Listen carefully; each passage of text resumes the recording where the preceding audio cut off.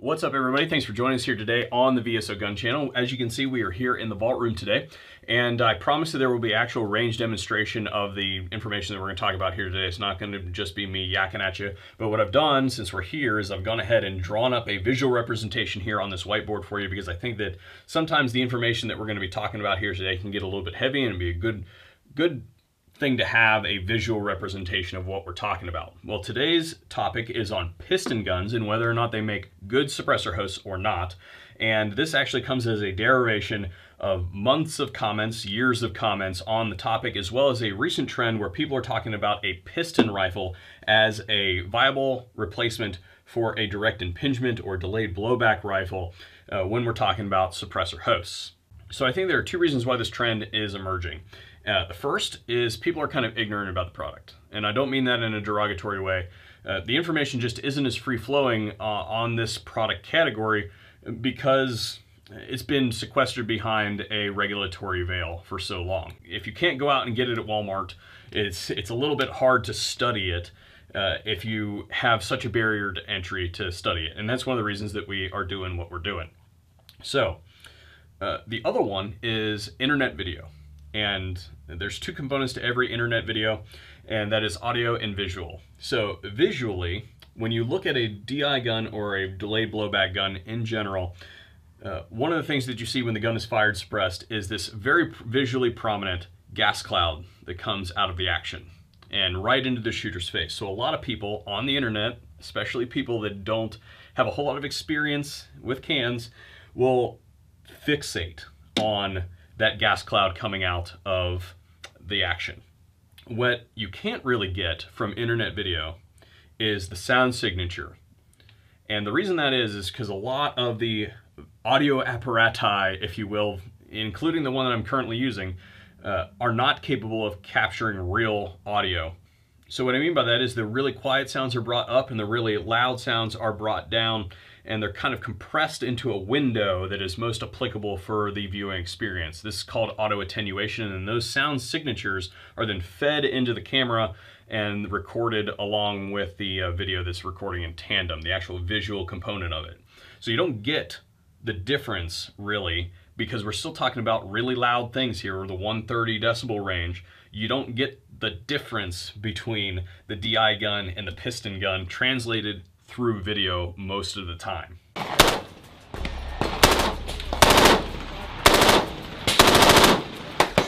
So to understand why this is, 4 sources of noise, and I've done a full video on this thing, so I'll run through this really quick. I'll have a link in the description box if you guys want to watch a full video on this dissertation. But there are 4 sources of sound every single time you fire a gun, whether it's suppressed or not.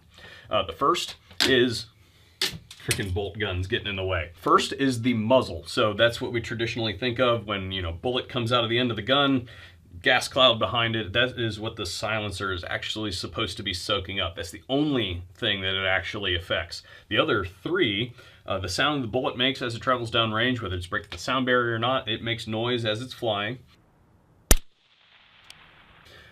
3, the action. So for instance, this AK-47, whether I fire it or not, it always makes that clackety-clack noise every single time it's fired. You normally just can't hear it because the sound signature coming out of the end of the gun is so loud. And then the one that we're actually fixating on here today is the port pop.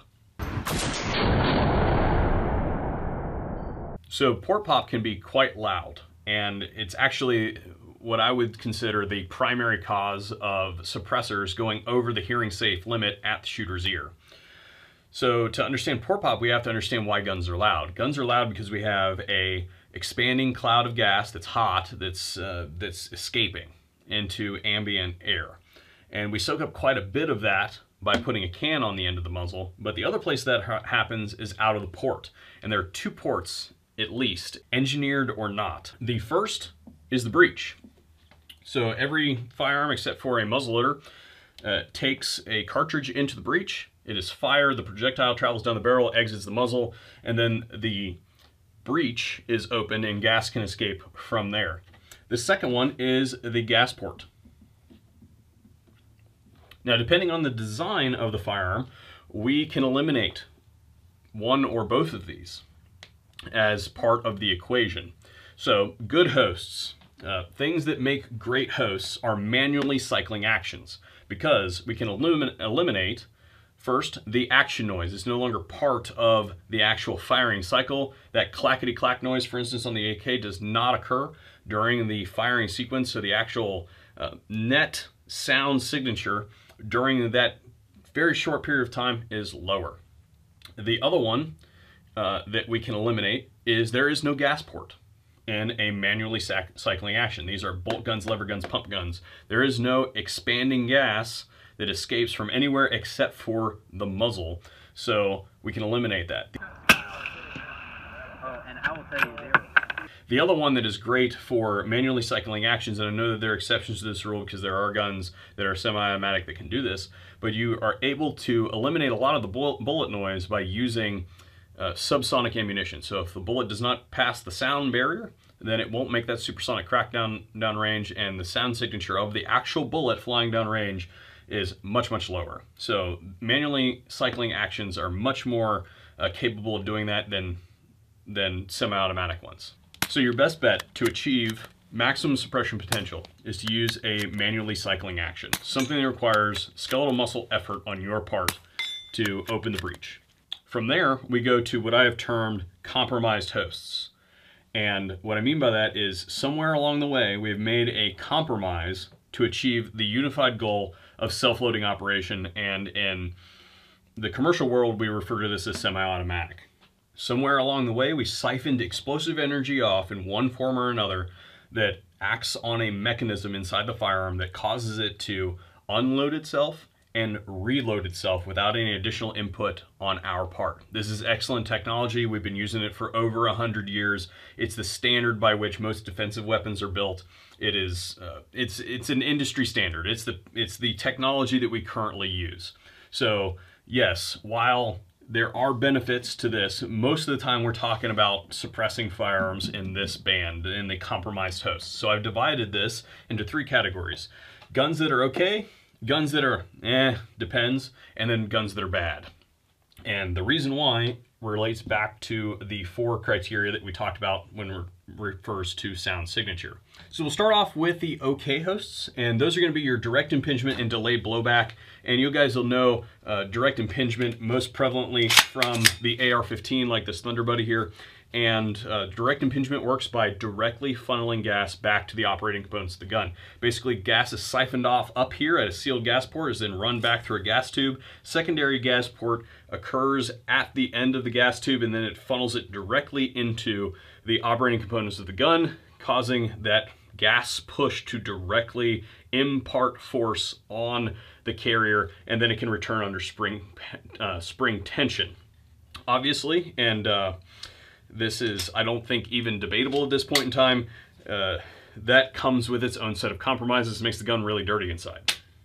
The most famous example of a delayed blowback system would be something like the MP5. It uses a roller delayed blowback system.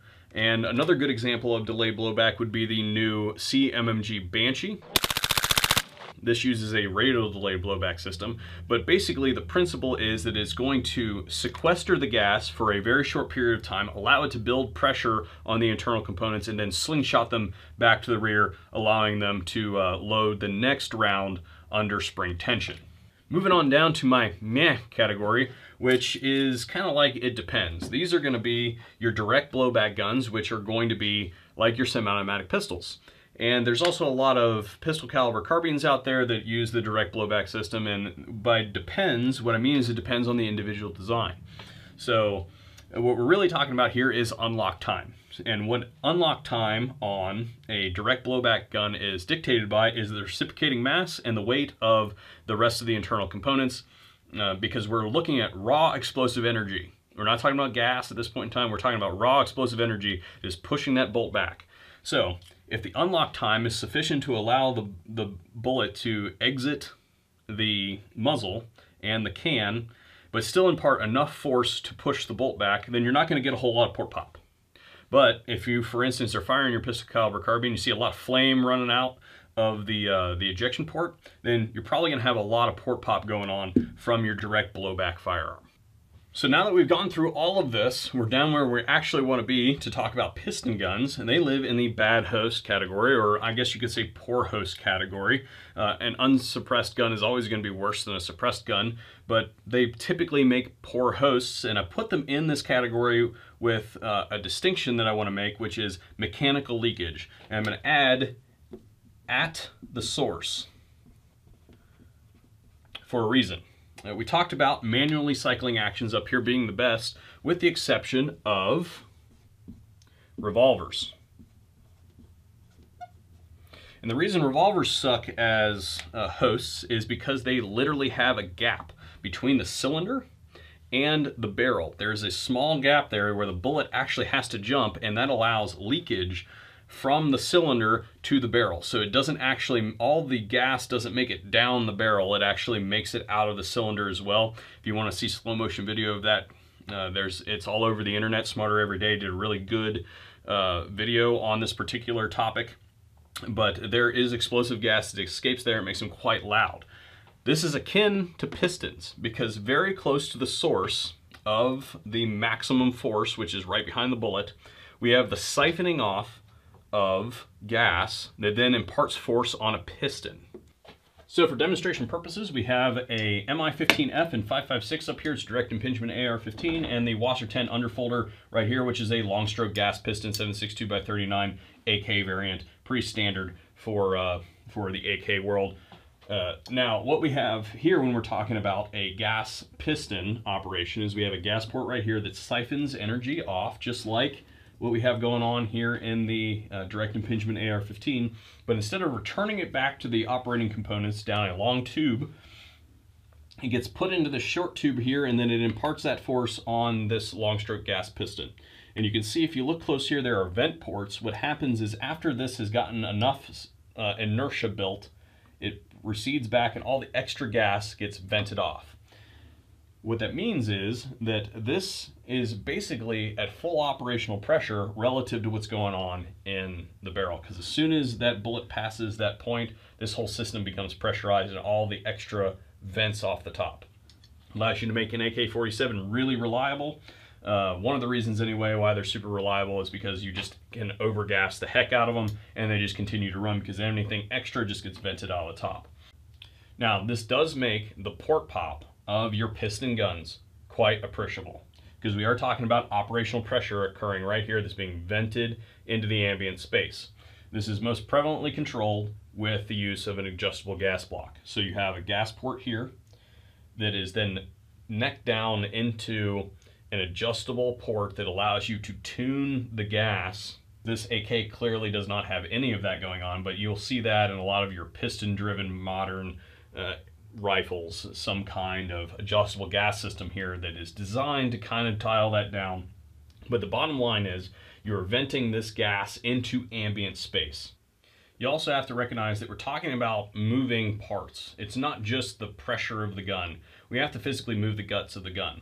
So if we look at, for instance, the long stroke gas piston, the AK, versus the direct impingement system of the AR here, we can see that we've got a lot more metal going on here. And even if we're not talking about the AK, because we do have a caliber gap here, 5.56, 7.62, clearly, but you can see that there's a lot more going on here in the AK.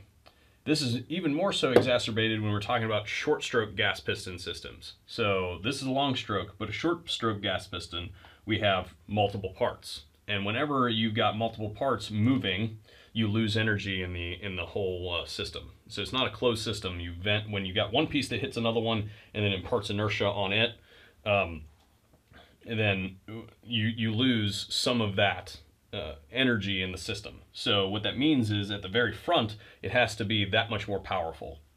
So what we're talking about is control of the gas in the direct impingement system allows us to do all this doohickery up here to run to the back and have the carrier operating at its, I don't want to say minimum operating pressure, but it allows us to dial down the amount of gas that is venting into the carrier that is required to be siphoned off by volume of the whole system down to a pressure that is lower than that of what's going on up here at the port, the actual gas vent port in both the long stroke gas piston of something like an AK and any other short stroke gas piston, modern piston gun.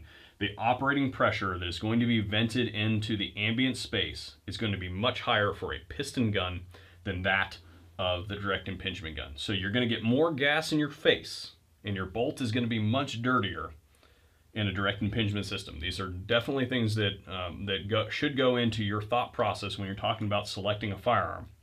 But when you're talking about selecting a suppressor host, the direct impingement gun, while it does give you gas in the face, is going to give you a much more pleasant user experience from the perspective of not damaging your hearing, and being has a much greater chance of being hearing safe to the shooter at the shooter's ear than that of a piston firearm, because you've got all this excess gases getting vented into the same space that you are.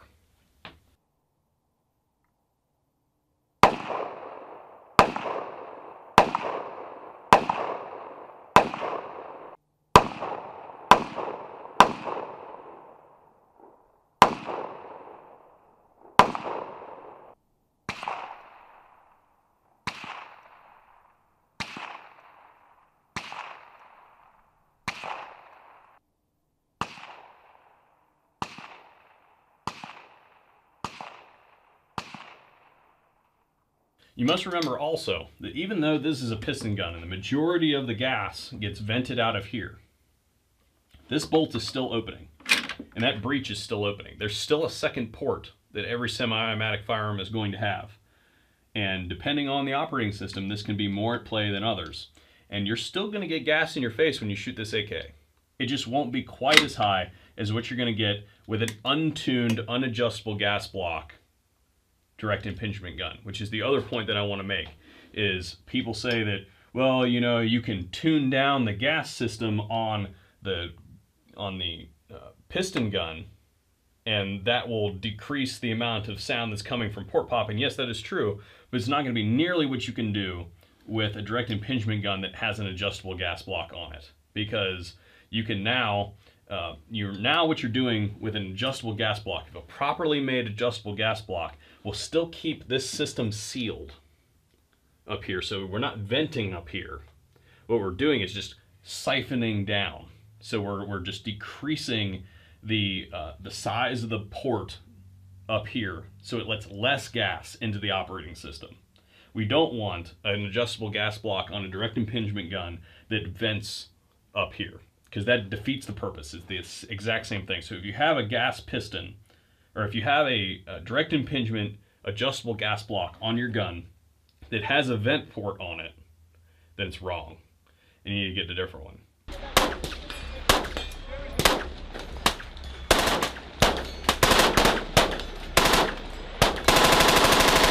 All right, so now that I am thoroughly filthy, that was my look at why piston guns are not great for suppressor hosts. I hope that you guys found this video interesting and informative. If you didn't like the video, I'm going to suppose that you fall into the category of somebody who has a very low attention span. I get a lot of comments on how I talk too much, and I'm sorry that you don't have a very good attention span, but this information is important to people that are using it to make informed decisions. And if you don't have the attention span to sit there and watch a free video provided to you over the internet that costs you nothing and has the ability to save you thousands of dollars in mistakes, then this video wasn't for you. So again, thank you guys for joining us here today on the VSO Gun Channel. I am going to go take a shower.